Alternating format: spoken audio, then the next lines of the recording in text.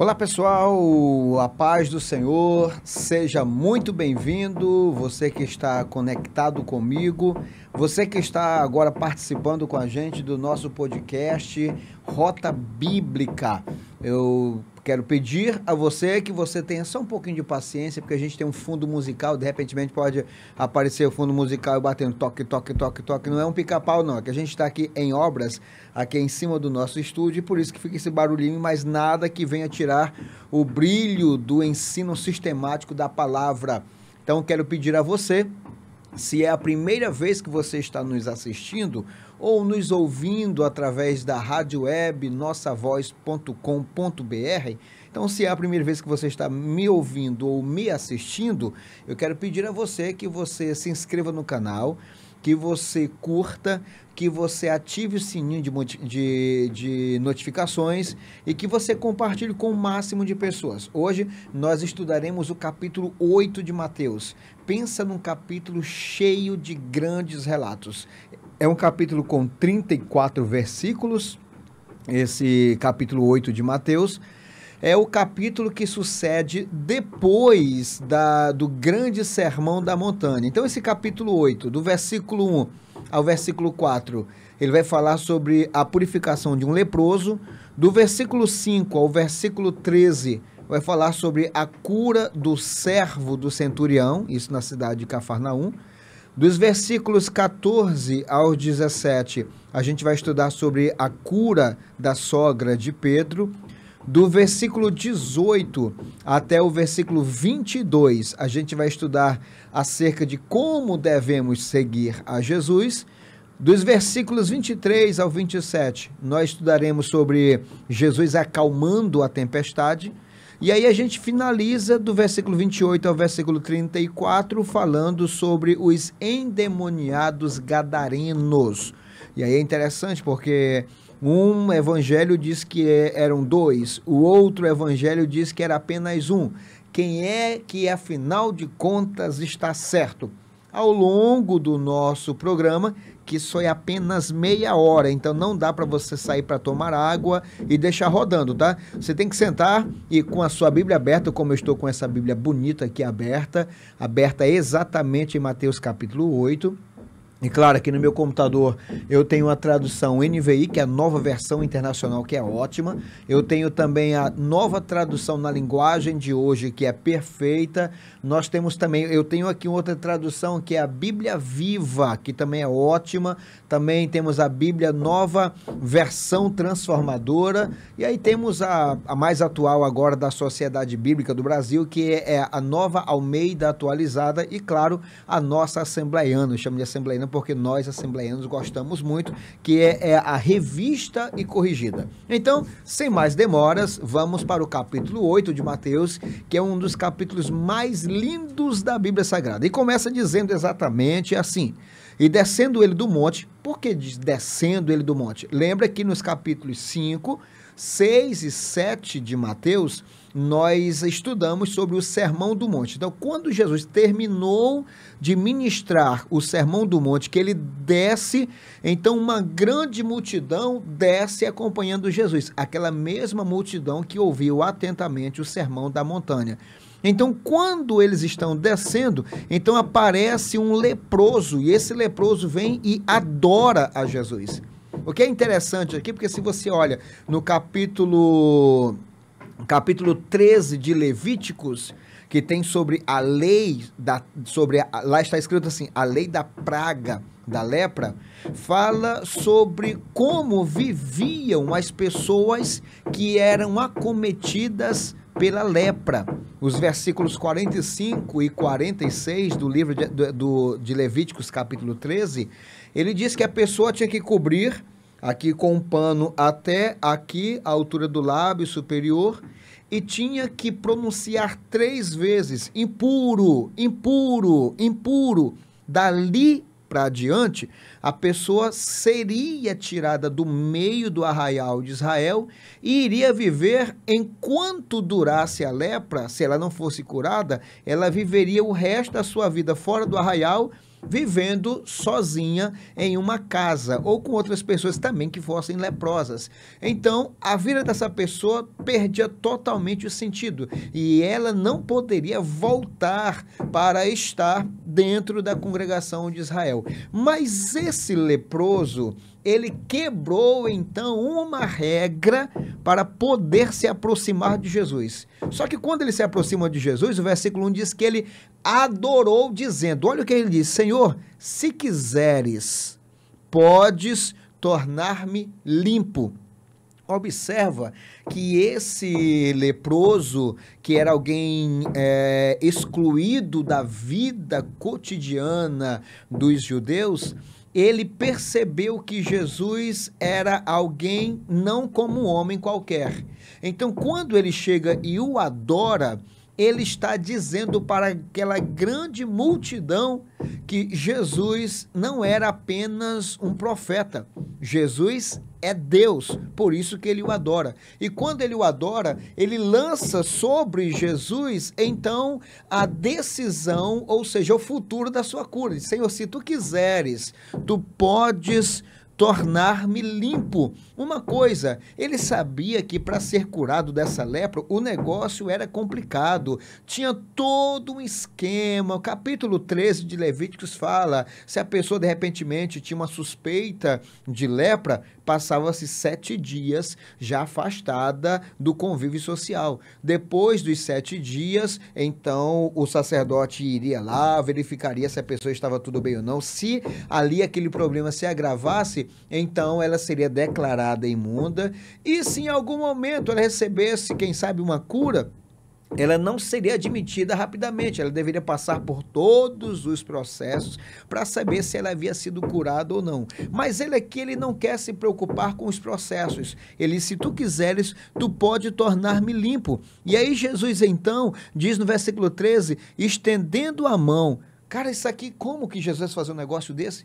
Porque ninguém podia tocar no leproso. Se o leproso sentasse numa cadeira e alguém se assentasse nela, seria imundo até o final da tarde.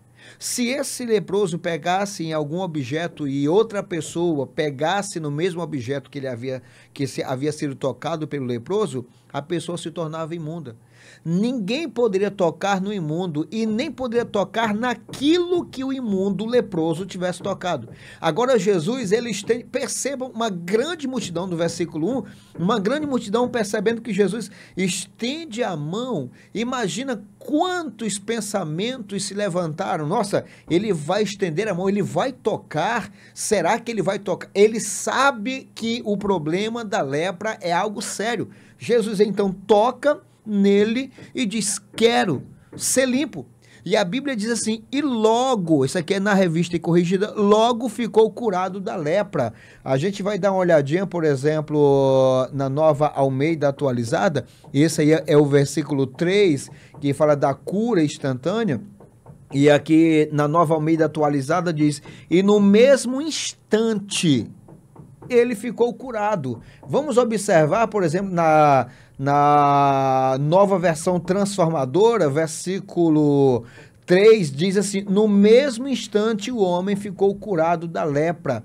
Na Bíblia Viva, diz assim, e na mesma hora a lepra desapareceu. Na tradução da linguagem de hoje, diz assim, e no mesmo instante ele ficou curado da lepra. E na Nova Versão Internacional, diz assim, imediatamente ele ficou curado ou purificado da lepra.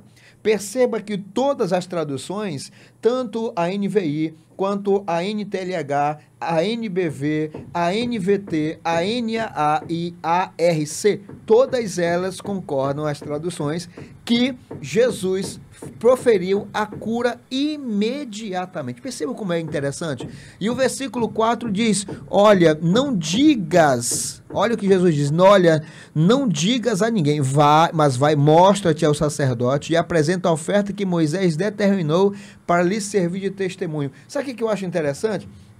É que Jesus curou e ainda disse, pode ir lá e fazer o teste final. Você foi curado. E além de fazer o teste, ele diz, já leva o sacrifício, já leva a oferta, porque o milagre já aconteceu. Jesus não cura ninguém pela metade, pessoal. Jesus não cura ninguém 50%. A cura de Jesus é 100%. O milagre que Jesus opera é 100%. Eu não acredito em determinadas curas que alguém diz por aí, que a cura é só pela metade. Não existe isso. Jesus, ele é perfeito. Logo que ele, então, vai, ele se mostra ao sacerdote, o texto não diz, mas eu tenho a plena convicção que ele fez como Jesus ordenou e o milagre foi atestado. Nesse momento, e aí a Bíblia diz que Jesus vai descendo, então, e quando ele vai entrando na cidade de Cafarnaum, agora chega junto dele um centurião. Pessoal, quem era o centurião? Pra você ter uma ideia, centurião era um alto posto romano militar. Os heróis de guerra, os heróis de batalha, os grandes homens guerreiros romanos, eles eram colocados como líderes. Às vezes aqui nesse caso poderia ser 100 homens, poderia ser 200 homens, poderia ser até 2.000 homens. Ele tinha um regimento e lá na cidade de Cafarnaum, trazendo aqui para nós, ele era o secretário de segurança pública da cidade. Em muitos casos, ele era o governador da cidade. Tudo que era relacionado à questão política, à questão militar, à questão de impostos, tudo isso passava então ali pelos olhos desse homem que era o centurião, porque ali ele representava o imperador romano.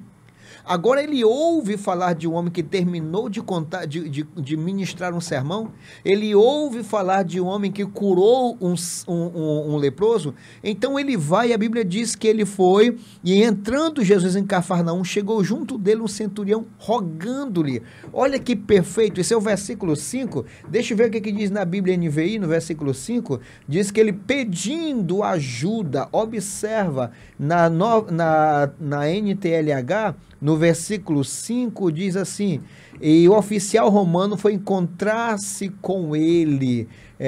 A Bíblia Viva, no versículo 5, diz assim, então chegou a Cafarnaum, o capitão do exército romano veio e suplicou-lhe ajuda. Vamos na nova versão transformadora, o que ela diz? Então, quando Jesus entrou em Cafarnaum, um oficial romano se aproximou dele e suplicou. O que diz a NAA? A NAA diz que um centurião se aproximou e implorando. Jesus era um homem como qualquer um outro. Jesus era tão parecido com os discípulos que no dia que foram prender Jesus, o próprio Judas disse, aquele a quem eu beijar, esse o prendei. Porque Jesus era muito parecido com os demais. Agora, esse alto cidadão romano, esse homem que representava o imperador na cidade de Cafarnaum, ele vai implorar.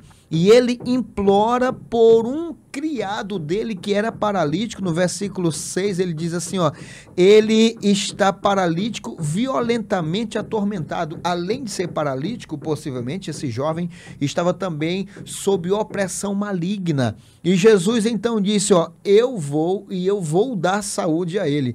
O que eu acho interessante no versículo 8, para você memorizar, 8 e 8 de Mateus, ele diz assim, Senhor, eu não sou digno que entres debaixo do meu telhado, mas diz somente uma palavra e o meu servo ficará curado. Olha que interessante.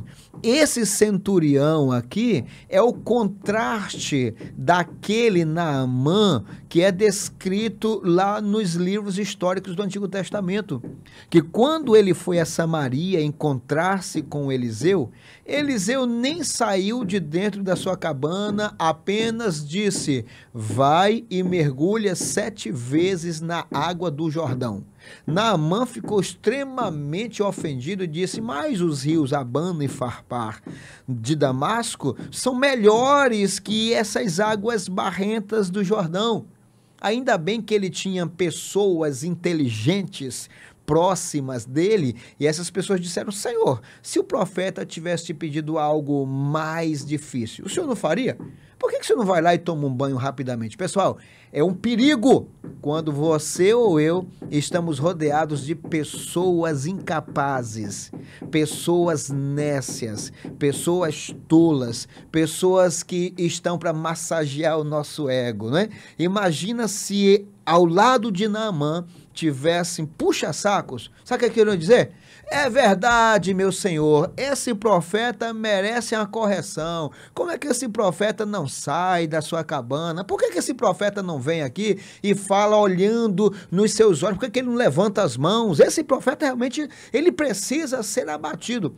Ainda bem que Naamã, ele tinha certa inteligência, que ele colocou ao redor dele pessoas inteligentes, colocou amigas, pessoas amigas que disseram, isso aqui é fichinha, se ele pedisse alguma coisa mais difícil, o senhor faria, por que o senhor não vai tomar um banho rapidinho? E aquele banho resultou na cura instantânea de Naamã. Esse homem aqui é o oposto de Naamã.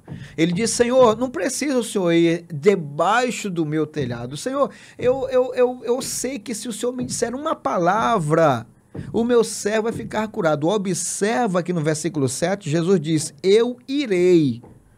Então, Jesus ainda ia até a casa dele. Agora ele diz, não, senhor, não precisa o senhor ir, só libera uma palavra e o meu servo vai ficar curado. E o que eu acho interessante é que ele diz, olha, eu sou homem como o senhor é, e olha, eu sou homem, se eu disser para esse meu soldado vai, ele vai, se eu disser esse vem, ele vem. Então o senhor apenas uma palavra tua, basta uma palavra tua e aquele corinho, eu creio que tudo é possível e que nada é impossível para ti. Aí nesse momento ele ganha Jesus.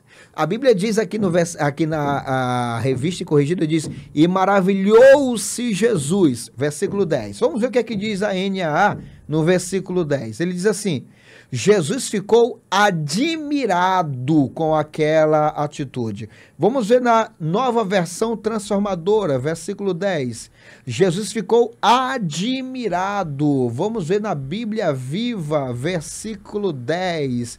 Jesus ficou maravilhado.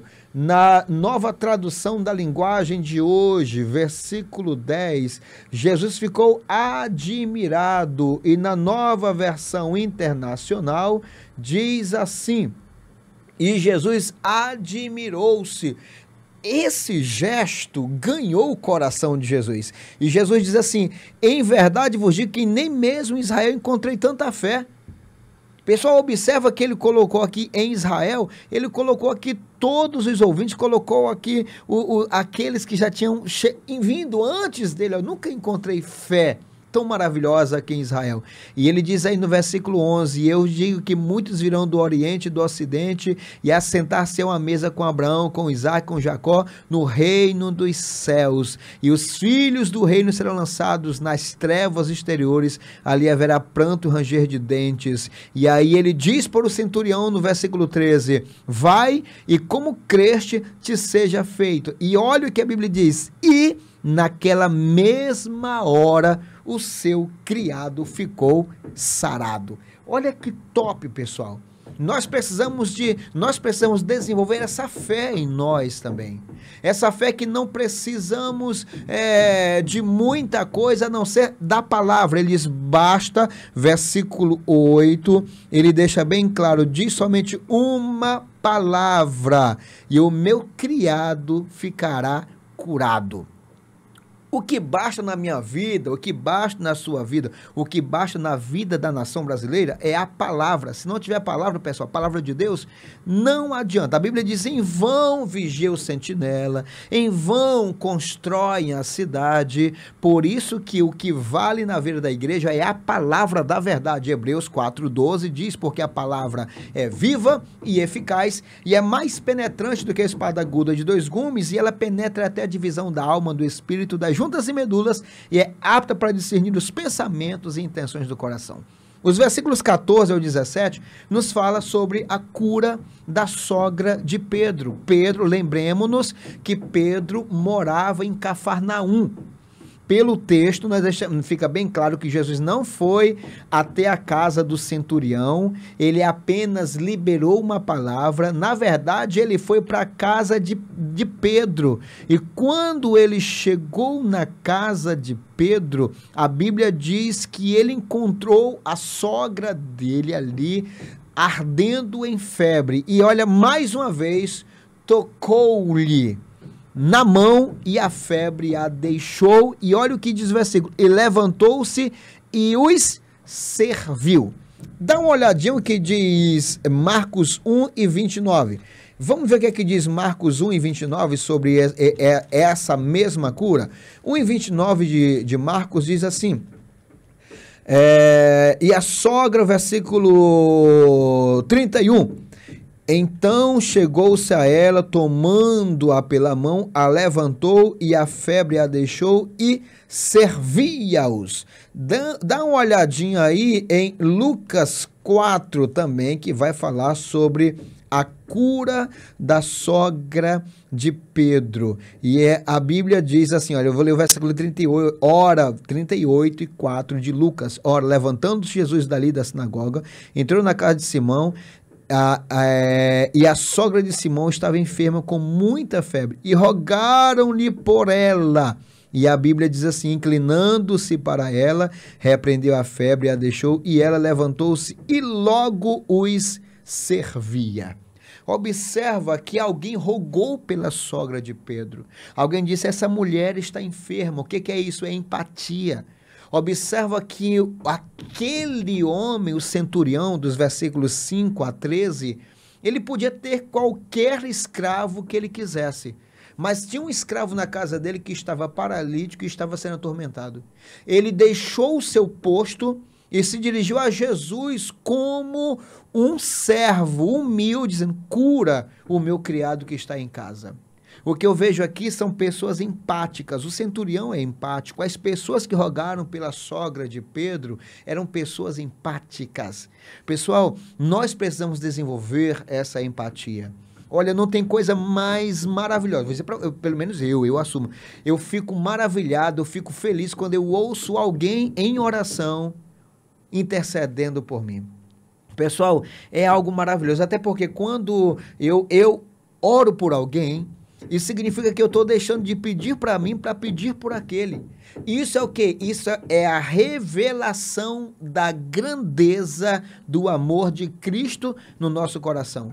E a Bíblia diz que imediatamente a sogra de Pedro, pela tradução, capítulo 4, versículo 38 em diante, ali de Lucas, você vai encontrar depois exatamente esse texto dizendo que ela imediatamente começou a servir Jesus. Sabe por que tem muita gente que vive na peia e não vai sair da peia? Sabe por que tem muita gente que nunca vai prosperar na vida, que está na igreja e não vai prosperar? Sabe por que tem muita gente que vai permanecer desempregada e não vai conseguir ter sucesso na vida? Porque se essas pessoas conseguirem algo na vida, se essas pessoas conquistarem algo na vida, elas viverão para si e não para a obra de Deus. Tem gente que está pedindo um carro e Deus só dá no máximo uma bicicleta porque sabe que se der um carro, a primeira coisa que faz é não pisar mais na escola bíblica dominical. Afinal de contas, todo domingo pela manhã tem que ter um banho em algum lugar. Tem gente que está pedindo para Deus uma porta larga e Deus não vai abrir porta, não vai abrir de forma alguma, no máximo vai abrir para ele uma janela, porque se abrir porta larga, essa porta ela pode levá-la ao inferno. Por isso que a Bíblia diz no capítulo 6 de Mateus: o pão nosso de cada dia dá-nos hoje. Essa mulher aqui, após a cura, ela imediatamente passou a servir a Jesus e aqueles que estavam.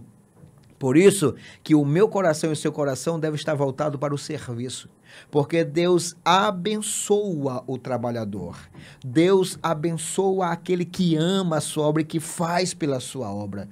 Servir aqui não é ficar apenas sentado no banco da igreja ouvindo outros cantarem, outros pregarem, outros tocarem, outros evangelizarem. Servir a Deus é eu cantar, é eu adorar, eu orar, evangelizar, pregar o evangelho, me dispor aos meus líderes. Tem tanta gente que diz que ama missões, mas quando são chamadas para a responsabilidade, um cargo na igreja, fogem. Uma responsabilidade na igreja, fogem. Uma responsabilidade a mais, de repente, para estar diante de um departamento, de limpar a igreja, de ir a um culto de rua, as pessoas fogem. Com a boca elas dizem, eis-me aqui, envia-me a mim. Mas com o comportamento e com as atitudes dizem assim, não conte comigo porque eu não estou aqui para o reino. Que Deus nos ajude para que sigamos então o exemplo dessa mulher, da sogra de Pedro. Agora do versículo 23, né? O versículo, deixa eu ver aqui, o versículo 18 ao versículo 21 ao 22, Jesus ele nos disse que nós precisamos seguir a ele, porque tem muita gente que diz assim, Senhor, eu quero seguir para onde o Senhor estiver. Mas ele diz, olha, o Filho do Homem não tem onde reclinar a cabeça. Você não precisa, você não pode estar, pessoal, pelo amor de Deus, não estejamos na igreja por causa das bênçãos de Deus. Estejamos na igreja por causa do Deus das bênçãos. Não sejamos dizimistas porque nós estamos achando que estamos fazendo empréstimo para Deus e que Deus vai nos devolver 100 vezes mais. Eu sempre digo, e você que já me ouviu pregar, falar sobre dízimos e ofertas, certamente você já me ouviu dizer que dízimo e oferta não é compra de bênção. Dízimo e oferta é gratidão. Somente os gratos são dizimistas e ofertantes. Você nunca verá na igreja de Cristo um ingrato ofertar ou dizimar. Agora, todas as vezes que você olhar para um irmão, que ele graciosamente devolve o seu dízimo, que entrega suas ofertas, pode ter certeza, você está diante de uma pessoa grata. Do versículo 23 ao versículo 27, tem uma coisa bem interessante, porque Jesus ele vai para o barco, ele se deita nesse barco, ele dorme nesse barco, e enquanto ele dorme, vem uma grande tempestade, e parece que aquela tempestade ia destroçar os barcos que ali estavam, porque Marcos diz que não era apenas um, vários barquinhos, e ali quem poderia salvar aquelas pessoas estava exatamente dormindo. E nós falamos no podcast Sala do Professor que às vezes nós achamos que Cristo está dormindo, e um detalhe, por Cristo estar no barco, não significa que as tempestades não virão. Pastor, eu vou aceitar Jesus para não sofrer, para não passar dificuldade. Está enganado, irmão, você vai sofrer. Mateus registra isso daqui. E João diz no capítulo 16, versículo 33, no mundo tereis aflições, mas tende bom ânimo, eu venci o mundo. Mas os homens perceberam que se o barco está para naufragar, nada melhor que acordar o mestre. Se o barco está para afundar, nada melhor do que você ir até aquele que pode resolver o problema. E ele diz assim, até a irmã Raíssa estava conosco aqui no podcast quarta-feira passada, no podcast Sala do Professor, e ela disse, Jesus dormiu como homem, mas acordou como Deus. Como homem, ele se cansou e deitou, mas quando disseram, mestre, nós vamos perecer, ele se acordou como Deus, ordenou o vento e o mar, e tudo se acalmou. E sabe o que aconteceu? Tudo isso é porque do outro lado haviam vidas que precisavam do agir do mestre. Satanás, sabendo disso, buscou todas as maneiras para atrapalhar a chegada de Jesus do outro lado do Mar da Galileia. Mas ele, sabendo que do outro lado haviam almas necessitadas, ele então enfrenta a tempestade, enfrenta o vento, enfrenta as ondas do mar, aquelas ondas elas podem chegar até 2 metros de altura, por isso estavam entrando no barco.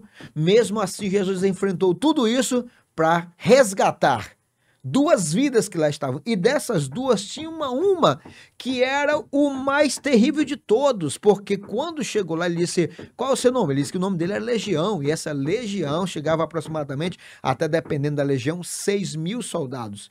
Então, entre os 2 endemoniados gadarenos, tinha um que era o pior de todos, o que sofria mais, o que estava mais atacado, o que estava mais aprisionado. E esse, ele diz assim, olha, fica tranquilo aí, meu irmão.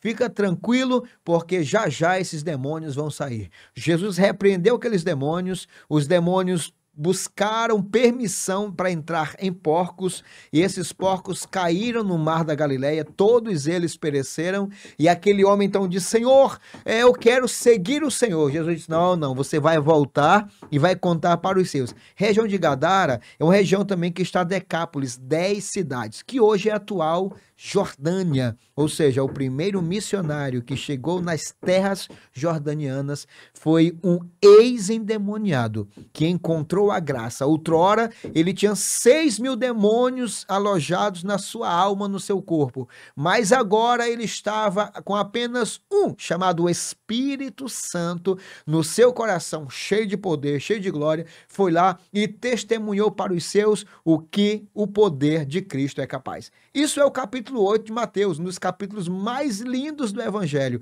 Eu quero que você estude mais, que você aprenda mais. Amém? Deus abençoe, foi um privilégio, que a graça do nosso Senhor Jesus Cristo, que o grande amor de Deus nosso Pai, que a comunhão e as consolações do Espírito Santo seja com você e toda a sua casa, não só hoje, mas para todo sempre. Foi uma honra e um privilégio ficar com você aqui. Assista, comente e compartilhe o máximo que puder. Deus abençoe, um forte abraço.